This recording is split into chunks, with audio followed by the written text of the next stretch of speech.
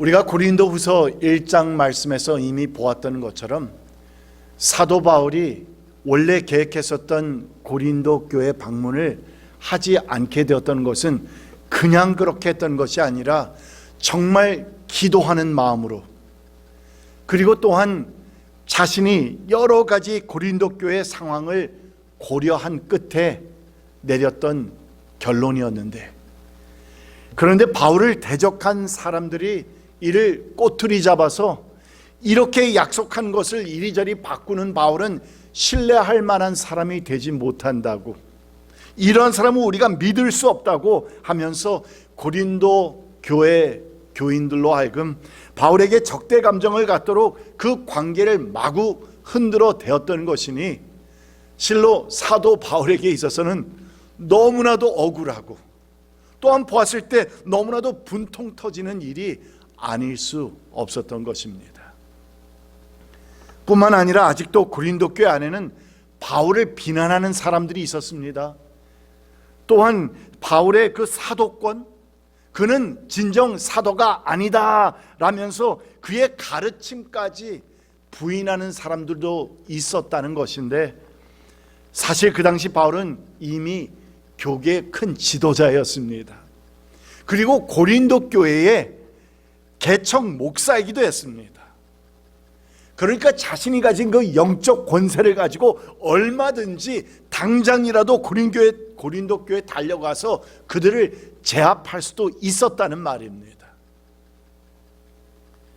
그러나 그렇게 하면 성도의 마음들이 크게 상할 수도 있었고, 또한 관계가 서운해져서 오히려 고린도 교회가 더욱더 좋지 않은 방향으로 나아갈 수 있다는 우려 때문에 바울은 그렇게 하는 것보다는 오히려 자신의 방문 변경의 이유를 그들에게 상세히 설명하면서, 변명하다시피 설명하면서 자신이 원래 계획했었던 그 방문을 하지 않고 이렇게 대신 편지를 보내게 된 것은 그들을 자신이 너무나도 사랑하고 배려하는 마음 때문이었다고 그들에게 호소하고 있습니다. 23절 말씀을 봅니다. 1장 23절입니다. 내가 아직 고린도에 가지 않은 것은 여러분을 아끼기 때문입니다. 여러분에게 또다시 아픔을 주지 않아야 하겠기에 나는 여러분에게로 가지 않기로 결심하였습니다. 내가 여러분을 마음 아프게 하더라도 나를 기쁘게 해줄 사람은 내가 마음 아프게 하는 그 사람밖에 누가 있겠습니까? 내가 이런 편지를 쓴 것은 내가 거기에 갔을 때에 나를 기쁘게 해야 할 바로 그 사람들에게서 내가 마음 아픈 일을 당하는 일이 없도록 하려는 것이었습니다. 나의 기쁨이 여러분 모두의 기쁨임을, 여러분 모두를 두고 나는 확신하였습니다. 여러분, 이 내용 가운데서 정말 깊은 배려와 사랑과 인내가 담겨있는 호소문이다라는 사실을 우리는 읽을 수가 있습니다. 그리고 그는 자신의 그 사도 바울의 불같은 성격을 자신이 너무나도 잘 알고 있었기 때문에 지금 같은 상황에서 만약 자신이 고린도 교회를 방문해서 그들에게 얼굴과 얼굴을 대하면서 자신을 사도직을 폄하하고 또한 자신의 말씀, 가르침을 받아들이지 않는 사람들, 또한 고린도 교회 성도들과의 그 관계를 어렵게 만드는 나쁜 사람들을 향해서 만약 그들을 잘못을 지적하고 또한 그들을 징계까지 하게 된다면 서로의 감정이 격화되어서 서로 하지 말아야 할 말들, 듣지 않아야 할 그 말들을 서로 하게 되어서 악하고 쓴뿌리의 감정만을 남길 수 있다는 사실을 사도 바울은 누구보다도 잘 알고 있었던 것입니다. 그래서 바울은 이 같은 불상사가 일어나지 않기 위해서 지금 자신이 직접 고린도 교회를 방문하는 대신에 이렇게 여러분들에게 편지를 쓰고 있는 것이라고 호소합니다. 그들에게 이해해달라고 말합니다. 또한 그들을 향한 사랑의 마음 때문에 바울 자신은 이미 많은 눈물을 흘렸고 또한 이 편지를 쓰면서도 눈물을 흘리고 있다고 하는 그 사실을 그들에게 호소하면서 알리고 있습니다. 오늘 본문 4절입니다. 나는 몹시 괴로워하며 걱정하는 마음으로 많은 눈물을 흘리면서 여러분에게 그 편지를 썼습니다. 그러나 그것은 여러분을 마음 아프게 하려고 한 것이 아니라 여러분을 내가 얼마나 극진히 사랑하고 있는지를 알려주려고 한 것이었습니다. 그러니까 구구절절 지금 사도 바울은 고린도 교회 성도들에게 내가 뭐라고 했던, 내가 무엇을 행했던, 여러분 그것은 내가 여러분을 사랑하고 배려하는 마음 때문이었습니다. 나는 여러분을 해하고자 하는 마음이 전혀 없습니다. 그리고 여러분들과의 관계가 멀어지는 것을 나는 원하지 않습니다. 이 같은 마음을 그들에게 전달하려고 하고 있습니다.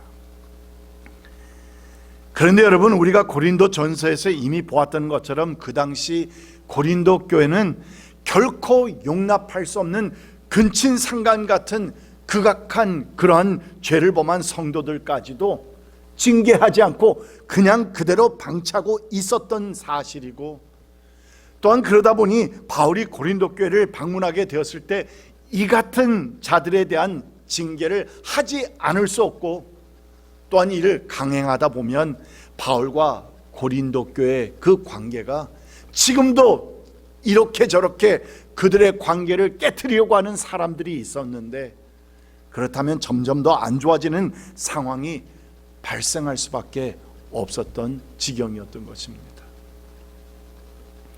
그러나 바울은 그들에게 가서 단순히 징계하고 책망하고 그래서 그 관계를 끝내고 싶지 않았던 것이고, 오히려 그들이 자신의 잘못을 깨닫고 회개하여서 다시 올바른 길로 돌아온다면 언제든지 그들을 용서해주고 싶은 그 마음을 지금 고린도 교인들에게 전하고 있습니다. 7절입니다. 그러니 여러분은 도리어 그를 용서해주고 위로해 주어야 합니다. 그 사람이 지나친 슬픔에 짓눌린 일이 없도록 해야 합니다. 그러므로 나는 여러분이 그에게 사랑을 나타내어 보이기를 권합니다. 여러분, 우리가 고린도 전서에서도 이미 보았던 것처럼 바울은 교인들 가운데 만약 죄를 범한 사람들이 있다면 반드시 주님의 이름으로 징계해야 한다고 누구보다도 강력하게 그들에게 권면했던 사람입니다. 그런데 여기서 사도 바울은 그러나 그 징계의 목적은 우리가 그를 버리는 것이 아니라고, 그를 팽하는 것이 아니라고, 그래서 그로 하여금 다시 교회로 돌아오지 못하게 하는 것이 아니라고, 궁극적인 목적은 다른 것이 아니라 그들이 회개하여서 주님께로 다시 돌아오고 올바른 삶을, 성도의 삶을 살아가는 것이 징계의 목적이라고 그는 호소합니다. 왜냐하면 이같이 우리가 범죄자를 용서하는 것은 우리의 개인적인 그 어떤 동기에서 이루어지는 것이 아니라, 첫째는 교회의 유익을 위한 것이요, 둘째는 우리 주님의 그것이 마음일 뿐만 아니라, 셋째는 이것이 또한 우리가 사단의 속셈에 넘어가지 않는 일이라고 사도 바울은 지적하면서 말합니다. 10절 말씀을 봅니다. 여러분이 누구에게 무엇을 용서해 주면 나도 용서해 줍니다. 내가 용서한 경우가 있다면 그것은 그리스도 앞에서 여러분을 위하여 용서한 것입니다. 그렇게 하여 우리가 사탄에게 속아 넘어가지 않으려 하였습니다. 우리는 사탄의 속셈을 모르는 것이 아닙니다. 그러니까 죄를 지은 영혼이 절망해서 포기하는 것, 그리고 또한 교회가 범죄한 영혼을 포기해버리는 일, 이 같은 것은 바로 사단 마귀의 악한 괴계라고, 우리가 그것을 모르면 안 된다고, 우리는 이미 그 괴계를 알고 있다고 말하면서, 강조하면서, 그러니까 사단은 언제나 교회를 파기시키고자 호시탐탐 노리고 있다는 사실을 사도 바울은 고린도 교인들에게 다시 한번 언급하면서 상기시켜 줍니다. 여러분, 우리는 교회 안에서 사랑과 용서와 회복이 일어나지 못하도록 늘 우리의 마음과 분열을 일으키는 그런 미움을 일으키는 사단 마귀의 속셈과 계략을 미리 파악할 줄 알아야 합니다. 어떻게? 성령의 도우심을 받아야 합니다. 내 마음속에 그 어떤 미움의 마음이 일어나고 도저히 용서 못할 만한 사람이라는 그런 마음이 생겨날 때에 우리에게 무엇이 필요하냐? 성령의 역사가 필요합니다. 성령의 도우심이 필요합니다. 성령님의 터치가 필요합니다. 우리의 마음을 어루만지시고 터치해 주셔서 그것은 하나님의 뜻이 아니라고, 그것은 우리 주님의 마음이 아니라고, 그것은 참된 성도의 나아갈 길이 아니라고, 이 같은 사실과 이 같은 마음을 우리에게 허락해 주시는 성령님의 도우심이 필요하다는 것인데, 이렇게 그 어떤 한 사람에 대해서 그 관계를 아예 끊어버리고 멀리하여서 그 사람이 교회를 점점 떠나가는 것보다는 우리 주님의 그 용서와 회개시키는 놀라운 능력을 믿어서 그 사람들에게 회개할 수 있는 기회를 주어야 함을 사도 바울은 말하고 있습니다. 여러분, 이 같은 말씀을 우리가 묵상하고 또한 마음에 새길 때에 우리는 성령님의 음성을 들어야 합니다. 혹 우리의 마음속에 이 시간 내가 도저히 용서할 수 없는 그 어떤 사람은 없는지 우리 스스로를 살펴봅시다. 그리고 내가 용서하지 않는 것은, 내가 그를 용납하지 못하는 것은, 이것은 사단 마귀의 악한 괴계임을 우리가 다시 한번 상기시킵시다. 그리고 그것은 주님의 마음이 아님을 다시 한번 기억합시다.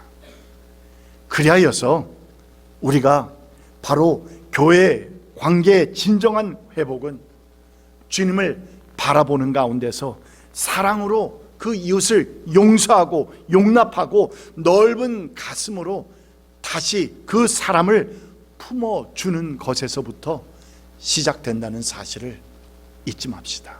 그것은 교회, 우리의 가정, 우리의 지인과의 관계에서 다 마찬가지입니다. 이 같은 예수님의 마음과 사랑을 내가 먼저 체험하여서 우리의 삶 가운데서 이런 용서와 용납과 관계 회복이 일어나게 되는 놀라운 역사를 체험하시는 한 분 한 분 되시기를 축복합니다. 우리 함께 기도합시다. 우리가 기도하면서 오늘 묵상한 말씀을 마음에 새깁니다. 혹 우리의 삶 가운데 이러한 말씀을 들을 때 걸리는 사람들이 있다면 그 사람의 이름을 주님께 올려드리면서 기도합시다.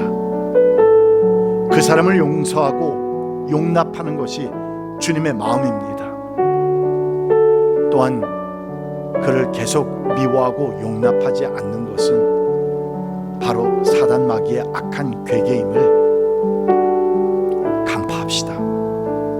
이 시간 우리가 묵상한 말씀을 떠올리면서 마음에 새기면서 조용히 주님 앞에 나아가서 혹시나 있다면 그 사람의 이름을 주님께 올려드리면서 우리의 용서와 용납의 단계를, 과정을 시작할 수 있었으면 좋겠습니다. 우리 함께 이 시간 기도한 시간을 가집니다.